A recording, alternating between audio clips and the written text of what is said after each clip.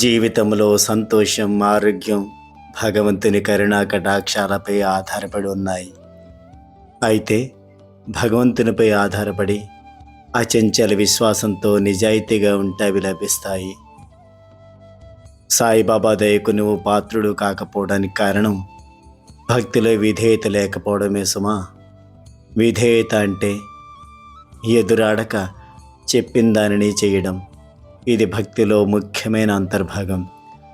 విధేయత అంటే చిన్నపిల్లవాడు తన తండ్రిని నమ్మినంత గాఢంగా దైవాన్ని నమ్మటమే. నాన్న ఎందుకిలా చెప్పాడు, ఎందుకిలా చేశాడు అని పసివాడు ప్రశ్నించడు. కేవలం తండ్రి ఏది చెబితే అదే చేస్తాడు. అలాగే మనం కూడా ప్రతిదానికి కార్యకరణ సంబంధం వెతకనక్కరలేదు.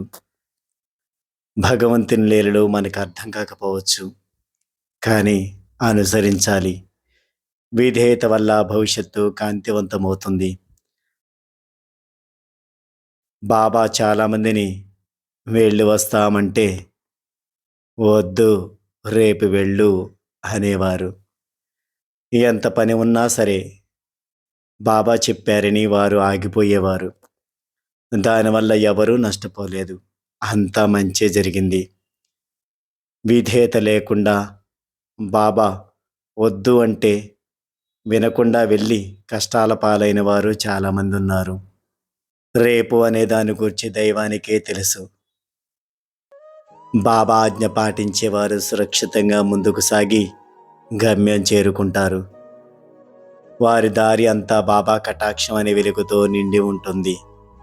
ఆజ్ఞ మీరితే ఆపదలు ఎదురు కావచ్చు, కష్టాల చీకటిలో దారి తప్పిపోవచ్చు కూడా. అందుకే బాబా ఆజ్ఞను సంపూర్ణంగా విధేయతతో పాటిస్తే జీవితంలో మనకిక ఎదురన్నదే ఉండదు. జై సాయిరామ్.